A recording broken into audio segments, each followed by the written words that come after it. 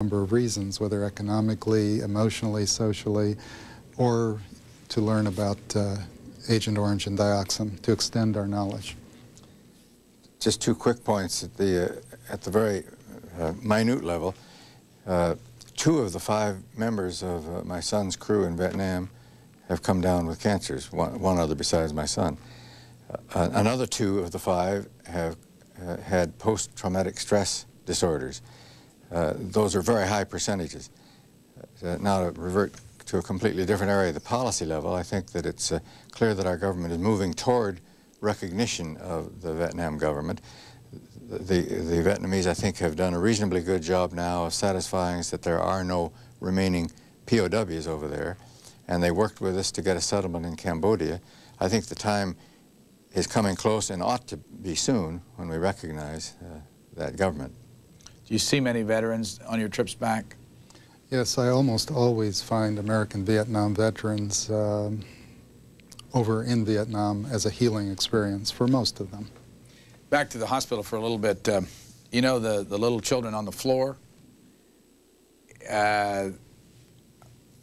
Is that a surprise, and is that a clean thing to do? I'm asking, or you know, it's kind of a dumb question maybe, but when I saw it, it was a little bit of a surprise. They were posed for you, of course. I mean, they're not normally on a floor. The floor was very clean. That was a model unit donated by a German charity to build that building. They were there for a communication purpose. And why would they put them on the floor? I'm not sure that that was the wisest way to establish the public relations point that they were trying to make, but they thought that that was a natural place for children, perhaps. What else do you think they did specifically for us? And well, again, what's their goal? And is it, do you find it, are you cynical about what they did? Oh, no, I think not cynical at all. If one as a physician sees malformed babies and sees cancer in excess of what you believe is usual, I think it's very important to report this, to communicate it. They were using you, of course, but in a good way, I think. They were trying to say that we believe some of the Agent Orange effects are malformed babies and are cancer. And we want you to visually see this, and it's easier to convey a picture by seeing a patient, by seeing a human being. They showed you some published research paper, but that obviously is going to put a television audience to sleep. They showed you both. They showed you their evidence in human beings, and they showed you written evidence. I think there is other evidence from the National Cancer Institute, from the NIH, National Institute of Environmental Health perspective, that suggests that what they think they see is biologically plausible. Last question to both of you. People watching say, I want to do something, and I'd ask you this about the hospital, because you frequently get people say, I want to adopt one of those children, for instance, or a veteran out there saying, you know, I don't know where to go about the way I feel about Agent Orange or all that. What would you recommend to them?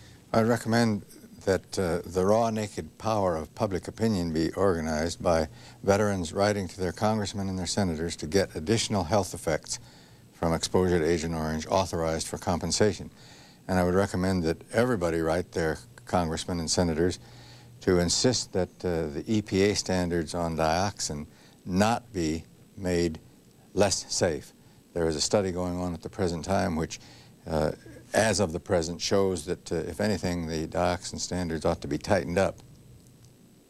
And I would second what Admiral Zumwalt said. I think it's essential that the public communicate to their elected officials that it is time to reopen the Agent Orange and dioxin human health studies, and it's essential to exploit the knowledge that we can only get in Vietnam. And American medical schools, schools of public health, as well as the federal government, should all be involved. That way there can be no even appearance of a conflict of interest, government to government. We've got a lot of talent in American medical schools. Let's work back and forth with the Vietnamese and get the answers that we're slowly getting by not using Vietnam. By the way, do you like the Vietnamese that you meet with over there? Well, I like some people and I don't like others. They're the same as in this country. There are some very likable people, some very admirable people, and as in every country, there's some people you'd rather not see again. Last question about contacting what they saw. If somebody wanted to do something about anything they saw at that hospital, what would be the best way to go? Well, if they want to write me, I'll be happy to write back. Not sure that there's an efficient way of communicating between the countries just yet. Do you intend to ever go back again? Yes, I'd like to. I've been invited several times, and the government felt that it was too early for me to go back. But at some point I would, in order to try to expedite this process that Dr. Schechter has just recommended, the use of that laboratory data. Admiral Elmo Zumwalt, former Chief of Naval Operations, and Dr. Arnold Schechter, professor, researcher at the Department of Preventive Medicine, College of Medicine at the State University of New York at Binghamton. Thank you both very much for your time. Thank you. Vietnam Revisited continues.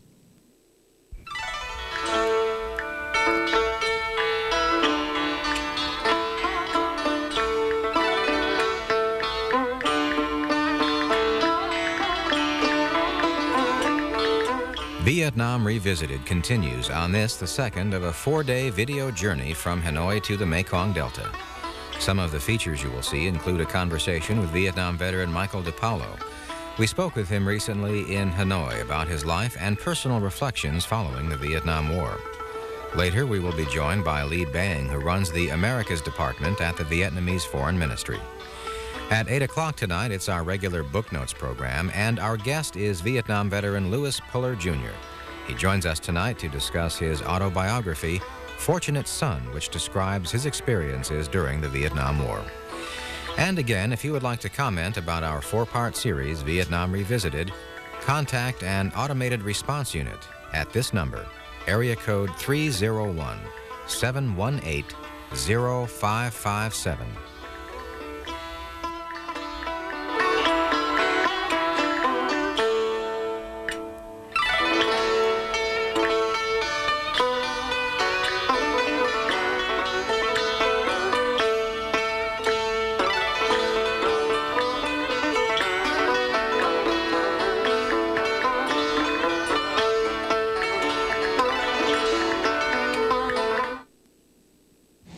You're watching Vietnam Revisited on C-SPAN.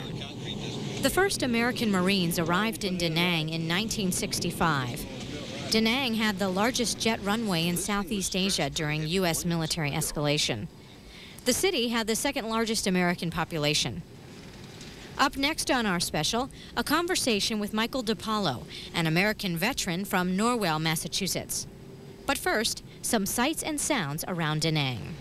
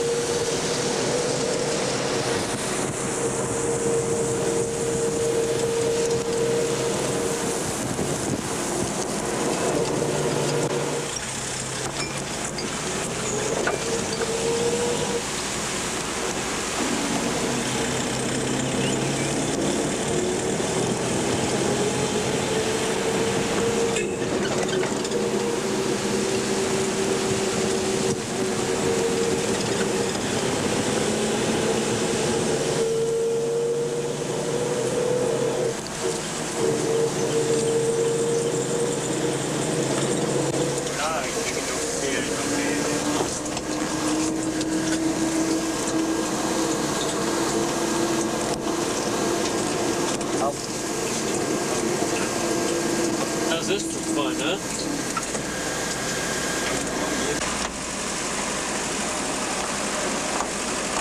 You like adventure?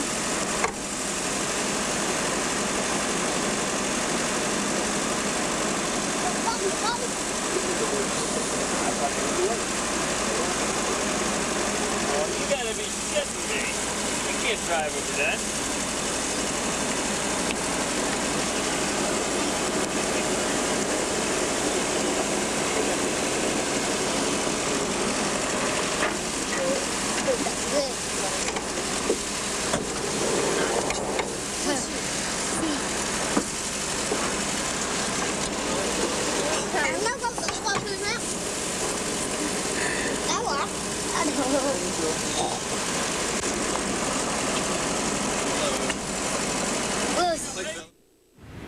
Michael DePaulo, what brings you to Hanoi?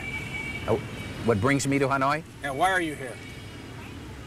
I guess to deal with the pain and to follow up on my trip here last August and September.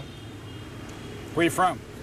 I was born in Quincy, Massachusetts, and I grew up in the town of Norwell, which is about 20 miles south of Boston in what they call the South Shore. And now I live in Onset, Buttermilk Bay.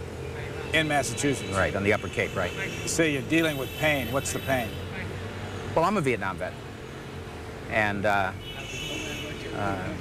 it's been a long road, and there are many things that have not been resolved. And I've been in counseling. I've been in and out of the VA. I've been in and out of the rubber room a dozen times. And I guess this is sort of a self-help program. And when John Kerry, the junior senator from the Commonwealth of Massachusetts, announced last summer that there had been an opening up and an easing of communication between the Socialist Republic of Vietnam and our republic, and that there was going to be a concentrated effort by him and a select Senate subcommittee on POW-MIA affairs, I got interested. I've been, for years and years, I've been a POW-MIA activist. I've written letters. I've got letters that go back 20 years. And I've never gotten anything except some sort of a pablum response. And I've worked the last almost 4 years now as a full-time volunteer at the VA Medical Center in Brockton. And I do it as hospital chairman for District 17 for the Veterans of Foreign Wars, which is the Cape and Islands. And in 1990-91, I was the district commander, and I work with a lot of Vietnam vets, and I'm in contact with them. And one of the staff members is a Vietnam veteran who later came back, Ron Parsons, and he got an RN degree, and now he's the psychiatric nurse at the day treatment program, and he's also a captain in the Guard now. And there's a lot of us that are there, and there's a lot of us that are still trying to deal with our pain, and there are a lot of us that want to know what's happened to the 2,666 of our comrades that